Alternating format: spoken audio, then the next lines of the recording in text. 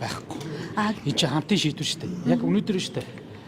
Тэр үндсэн хууль зөрчил томьёол гэдэг боловч дэгийн үйл маань яг хэвээр байна. Магадгүй тэр асуудалтай байсан бол хамгийн түрүүнд дэгийн үйлийг цэцэж тусдаг байхгүй. Би тэр юусэн ингэж юмыг нэг углуургаар нарахгүй. За нэгэнт одоо цэцэн шийдвэр гарцсан чи яад юм бэ гэдэг байхгүй. Одоо яг одоо харамсалтай. Гэтэ би яг зүгээр хуульч хүнийхөө хувьд явахдаа аливаа зүйлийг яг зөв процедураар явах бажээ. Хоёрдугаарт энэ хамтын шийдвэр гаргасан хурлыг л гаргасан шүү. Энэ байнгын орооноос орж ирсэн салын томьёолыг л хураалгаж байгаа. Тэгэхдээ үндсэн хуулинд тангараг өрөвдөг штэ тий улсын хурлын гишүүд тангаргаасаа ницэх юм бол хариуцлага хүлээнэ гэд. Тэгэхээр тэнд гишүүний хариуцлага үлээж штэ тэгээд. Энэ хариуцлага л байх юм. За одоо ер нь энэ хамтын байгууллага хувь үнээрээ бүр ингэ санаатаа ч байт юм уу эсвэл өөр зурмаар гэсэн байгаагүй штэ. Байнгын орооны санал төвлөлтийн дагуу хураалгах дэгийн үйлтэй. Дэгийн үйл үндсэн үйл зөрчсөн гэсэн нэг ширхэг шийдвэр байхгүй. Одоо нөгөө дэгийн үйл яг хэвээр. Тэгэхээр та хэд манаас зөв үнтгэс бодороо энэ цаанаас тодорхой хэмжээний одоо бас өөр нөхцлөдлүүд л үүссэн шүү дээ. Тэгвэл тамгын газар зөвлөөгүй учраас тамгын газар хариуцлагын асуудлыг ярих хэрэгтэй юм. За энэ бол дараагийн асуудал заа. Энэ яг одоо тийм байхгүй. Би хэлээд шүү дээ. Хамгийн гол нь дэгийн үйл маань яг хэвээр. Өмнөх үндсэн хуулийн 92 оны үндсэн хуулийн үзэл баримталж нийцүүлээд энэ эдийг заалт хэвээр байсан. 19 оны өөрчлөлтөөр ч гэсэн энийг нь яг хэвээр. Өөрөөр хэлэх юм бол өнөөдөр магаан үсгээд байгаа талбар баг зандан шатар дарга хурлын дарга багтаа энэ чинь баталсан хууль байхгүй дэг нэг хоёрдугаарт энэ дэгийн хуулиар яг нэг удаа бид нар асуудыг шийдсэн.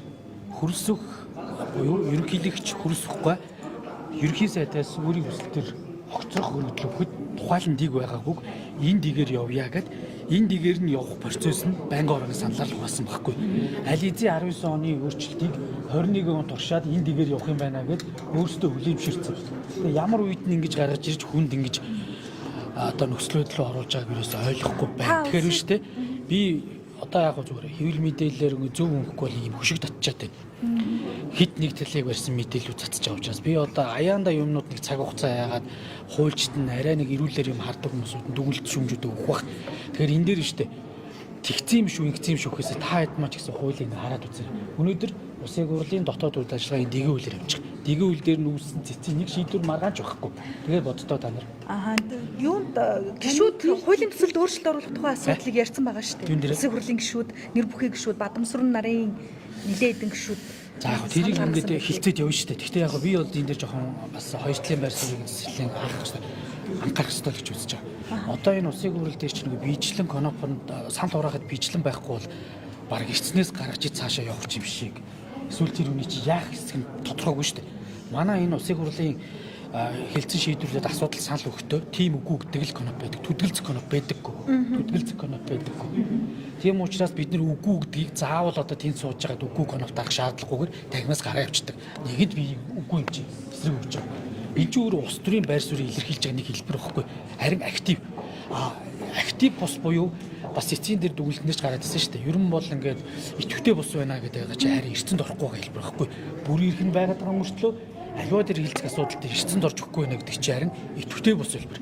Эрцэнд орж ийнэ гэдэг чинь аль нэг талдаа санал өгөх гэж байна гэдэг чи идэвхтэй хэлбэр байхгүй. Тэгээ ерөөс ингээд юмыг ингээд туушруулад хэдүүлээ яг ба тэгээд юм бас нэг одоо дөнгөж эхэлж штэ. Тэгээд ингээд энэ бас л шинэ президент, шинэ жишг боллоо. Хуульчт нь, судлаачт нь маш олон хүмүүсүүд нь өөр өөрийн байр суурийг хийх баг. Тэгээ энэс юу харагдаж байна гэхээр цаашдаа бид нар улсын хурлын чуулганы уралдааны дэгийн хуулиа бас нэг зөв ойлгож зэгцлэхгүй бол яг л ингээд зарим үедээ болохоор зүгээр байгаад байдаг. Улс төрийн нөхцөлөд халаад ирэхээр ингээд хүнд тааруулга буруугаар ашиглагдаад баг хүнийг ингээд хилмигдүүлэх юм л боллоо шүү дээ. Би тэгээ яг эцэст нь хэллээ. Цэцэн шийдвэр гарсан учраас одоо олонтаа юм яриад байгаа юм биш. Энэ хүн ч гэсэн өөрөө ингээд дэд дарга өгч байна. Цаашаа төрийн байгуулалтын байнгын хорооны саналыг дэмжихгүй дэмжиж гэдэг биш. Төрийн байгуулалтын байнгын хорооны саналыг дэмжихгүй гэдэг агуулгаар л санал бараад болох хэрэгтэй юм шүү. За яг цэц тэгээ шийдсэн шүү дээ. Яг одоо та хэд маань харуул тэгвэл байнгын хорооны төвшөнд улсын хурал өөрөө чуулганы хэлбэрээр үйл ажиллагаа явуулна гэж хэлсэн. Чуулганы ямар хэлбэртэй байнгын хороо, намын бүлгийн хуралдаан, байнгын хороо, дид хорооны хуралдаан нэгдсэн чуулган гэж байна л гэж байна. Тэгвэл одоо ер нь энэ асуудал дээр цаашдаа байнгын хорооны төвшөнд хилцэх шаардлагагүй гэж байна шүү дээ. Тийм үстэй. Тэгвэл ингээ байнгын хороон дээр гişүүч чинь хилцээ санал өгөхөрч тийм үгүй гэдэг аль нэг л үгүй шүү дээ. Тэгээ заавал тийм гэж үг гэж тэднэр чи тулгаж болохгүй. Та хэд маань тэгээд ойлгоод үзтээ. Би өөрөө жишээ зүгээр санал авсан гişүү учраас тийм санд өгөх хэрэггүй байхгүй хараа сууж байгаа. Тэгэхээр тиймэр тэр үшинд чи ингийн тулд та нар санал тийм гэж үг гэж би тулах чадахгүй үстэй болохгүй үстэй нөлөөлж болохгүй шүү дээ. Тэгэхээр ингээд хардаа аливаа асуудлыг хилцэхдээ ингээд байнгын ороо буюу явж ирсэн энэ жишгийг ингээд үгүй хийж чад туйлын харамсалтай. Эцсийн дүндээ хамгийн чухал асуудал одоо магадгүй энэ ч өөр 64 дээр нэмэх нэг үг 64-өөс хасах нэг үг гэдэг дээр л асуудал гол байгаа шүү дээ. Ийм л зүйл байсан. Тэгэхээр яг зүгээр таад маань бас аливаа асуудлыг зөөр ойлгох хэрэгтэй. Юмыг энийг бас цаашдаа улс төрийн зорилгоор нь өөр байдлаар ашиглах гэдэг юм жишг тогтоохсон юмнууд байгаа. Гэхдээ энэ бол улам туяа даргын үед бол зөвхөн байнгын орооноос орж ирсэн саналыг л хураалгасан хамтын удирдлагын хамтын шийдвэр гаргадаг энэ хуралдааныг л хуралдуулж дгийн сахиулсан байхгүй. Энэ хүн өөр юу хийсэн? Юу ч хийв байхгүй. Гэхдээ би одоо цэцэн шийдвэр гарсан учраас яг хөө тэгээд ол тийм мэр гişүн таны санаачлал нөгөө ерөнхий сайдыг хоцруулах бичигт гар үсэг зурсан шадар сайд амар сайхны засгийн газрын гишүүнээс нь чөлөөлж гисэн энэ шийдвэрүүд аяа гэж харж байна.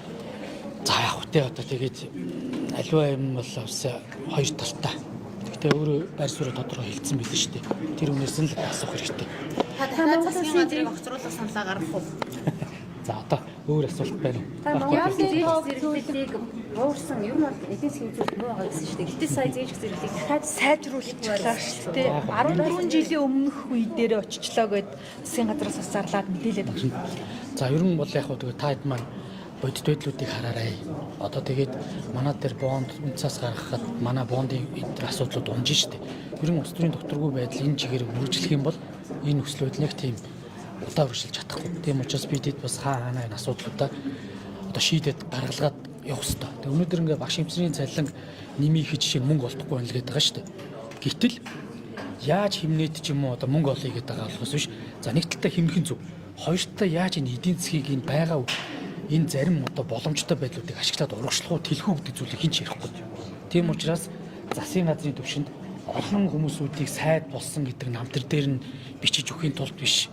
Энэ төр төмний төлөө энэ Монгол улсын ирээдүйн хойжид залуучуудад ядаж нэг амар амгалан нийгэмд амьдрахын тулд ажил хийдэг бүтцээр нь ядаж хийж өгч энэ бүхэлд шийдэгдэнэ.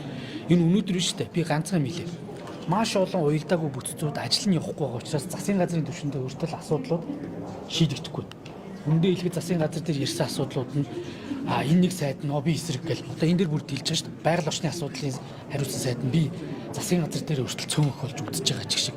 Гэвтэл бидэд нэгэнт уул уурхаагаас хамааралтай эдийн засгтай учраас энийг хавтаа дээр нь тавиад байгалийн нөөцийн яам гэж байгуулад газрын асуудал за аль хэсэг дээр нь уул уурхай, аль хэсэг дээр нь аялал жуулчлал, аль хэсэг дээр нь мал аж ахуй тий энэ бүх зүйлээ нэгдсэн нэг ойлголт координацаар уялдуулж явахгүй бол энэ эдийн засг чинь ингээд бүр ингээд агшаад асуудал өндөрчээд байна. Багш нар чинь одоо ингээд 3 сая 500 гэдэг чинь энэний хэмжээгээр нэмэгдүүлэхийн тулд бид нар байгаа ямиг эндээс аваад ийшээ шилжүүлж өглөө гэдээ асуудал шийдэгдэхгүй байхгүй. Багш нарын асуудал шийдэгч болох боловч нийгмийн нөгөө хэсгийн асуудал үлдэж ийн гэсэн үг. Тэгэхээр энэ эдийн засгийг яаж тэлэх үү гэдэг л асуудал энийг дэлхийн тулд бидний шийдвэр гаргаж чадахгүй олон жил явж байгаа бүтцээ өөрчлөхөөс эхлэх хэрэгтэй байхгүй. Би ганцхан хэлээ. Ерөөсөө Монгол төрийн зовлон бол эсүүлдэх. Ерөөсөө үйлдэл хийсэн хүнийгээ дандаа буруутгаж улс төрийн ялцын бүгдийг бүжижсэн.